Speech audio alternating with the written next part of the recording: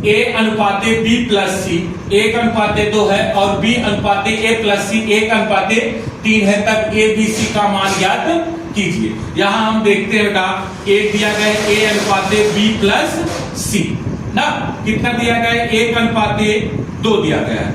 आगे दिया गया बेटा यहाँ बी अनुपाते ए प्लस सी, यहां मान दिया गया है 1:3 दिया गया है। यहां तक कोई दिक्कत नहीं ना। अब हमको देखना है यहां भी दिया है ए बी सी, यहां पर भी कितना है बी ए सी, अर्थात ए बी सी यहां पर भी है, ए बी सी यहां पे। हमको कुछ नहीं करना, पहले इन दोनों को जोड़ देना। इन दोनों को जोड़ने पे आ कितना रहा है 3, और इन दोनों को जोड़ो, इन दोनों को जोड़ने पे आ रहा है कितना बेटा 4। जब तीनों पद बराबर है तो इसका योग भी बराबर होना चाहिए था, लेकिन बराबर नहीं है। जब बराबर नहीं रहेगा तो इन दोनों का एलसीएम निकाल लो। 3 और 4 का एलसीएम कितना होगा 12 होगा, अर्थात 3 को 12 बनाने के लिए कितना गुणा करना पड़ेगा 4 का, और 4 को 12 बनाने के लिए कितने का गुणा करना पड़ेगा 3 का, अर्थात हमें पूरे में करना होगा। यहाँ पे बेटा 4 का गुणा और यहाँ पे गुणा करना होगा 3 का गुणा। गुणा करो 4 एकम 4 और 4 दूनी 8, यहाँ 3 एकम 3, 3 त्रिका 9। अब 8 4 12, यहाँ पे देखो जोड़ने पे 12 आया, यहाँ पर भी जोड़ने पे कितना आ गया 12, बराबर आ गया ना। जब बराबर आ जाएगा अब हमको ए अकेले है, इसका मान है कितना आया 4, यहाँ बी अकेले है, इसका मान आया 3। अब सी का मान हमको निकालना है, तो सी का मान निकालने के लिए एक ऑप्शन उठा लो। यहाँ लिखा गया बेटा बी प्लस सी बराबर 8, यहाँ बी का मान कितना आया है 3 प्लस सी बराबर 8, तो सी बराबर आ जाएगा बेटा 8, यार प्लस है उधर जाएगा माइनस, सी का मान आ गया 5। अब पूछा है प्रश्न ए अनुपाते बी अनुपाते सी का मान। ए अकेले देखो यहाँ पे कितना है 4, बी देखो अकेला कितना है यहाँ पे 3, और सी अकेले, सी का मान कितना आया है 5। यही हमारा हो जाएगा बेटा आंसर हो जाएगा। ए अनुपाते बी अनुपाते सी का मान 4:3:5। बी अनुपाते सी बराबर 2:3:4 है, और 2a minus 3b plus 4c बराबर कितना दिया है 33। तब c का मान बताना है, तब c का हमको क्या बताना है मान बताना है। हमने बताया बेटा जब कभी भी अनुपात हटेगा, अनुपात क्या होगा हटेगा, एक पहले नॉर्मल तरीका जान, जब जहां जहां ये रखा गया है वहां वहां मान रख दो। यहां आ जाएगा बेटा 2a minus 3b plus 4c बराबर कितना दिया गया है 33 दिया गया कि नहीं। अब हमको करना क्या है ए का मान रखो, ए के प्लेस पे कितना रख दोगे 2, तो 2 गुणे 2 माइनस 3 गुणे बी का मान 3 प्लस 4 गुणे सी का मान कितना हो जाएगा 4 बराबर कितना 33 ना। यहां चाहे 2 रख दो, या हमने बताया अनुपात हटेगा तो यहां x मान लेना, यहां 2x यहां कितना हो जाता 3x, यहां हो जाता 4x ना।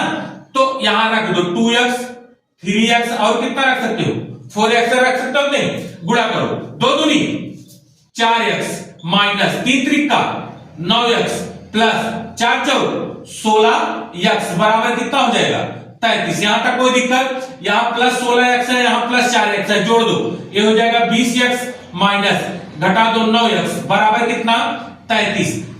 20 में से 9 जाएगा बचेगा कितना 11x बराबर 33, तो x बराबर कितना आ जाएगा 33 बटे 11 किया 33, x का मान कितना आ गया 3, x का मान 3 हो गया नहीं। अब यही x और यहां c का मान कितना आया 4x आया कि नहीं, तो यहां रख दो c का मान है 4 गुणे x का मान कितना है 3, तो c का मान कितना हो जाएगा 12। यही हमारा क्या हो गया बेटा आंसर। कर बेटा किसी हीरे का मूल्य उसके भार के वर्ग के अनुक्रमानुपाती है। कारण बेटा किसी हीरे का मूल्य अगर जो भार है, भार ना, भार जितना रहेगा उसका मूल्य जो होगा उस भार के वर्ग के क्या अनुक्रमानुपाती है। यहां कह रहा है एक हीरा 4 भागों में इस प्रकार टूटा।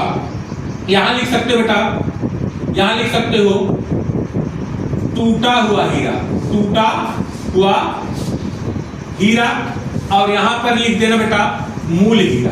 क्या मूल हीरा, यहां तक कोई दिक्कत नहीं ना। अब टूटा हुआ हीरा टूटा कि उसके टुकड़े का भार जो है 1:2:3:4 अर्थात 4 भाग में टूटा। 1:2 2:1, 3:4 के अनुपात में। अब जोड़ा, अगर ये इस अनुपात में टूटा तो जोड़ो, 1 2 3 3 3 6 4 10। मूल हीरा टोटल कितना था? 10 था। कितना था? 10। और जो टूटा तो 1 2 और 3 और 4 में टूट गया। यहां तक कोई दिक्कत? चाहे 4 किलोग्राम मतलब 10 किलोग्राम मान लो, चाहे 4 भाग मान लो, कुछ भी मान सकते हो। अब आगे कह रहा है इसका जो मूल्य होगा उसके वर्ग के अनुपाती है। तो 1 का वर्ग हो जाएगा बेटा 1, 2 का वर्ग प्लस 3 का वर्ग प्लस कितना 4 का वर्ग, और यहाँ हो जाएगा बेटा 10 का वर्ग।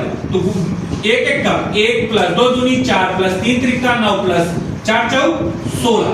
जोड़ो, 4 1 5 5 9 5 14 14 और 16 हो जाएगा कितना 14 और 16 14 26 10 30। यहाँ हो गया 30 और यहाँ 10 100।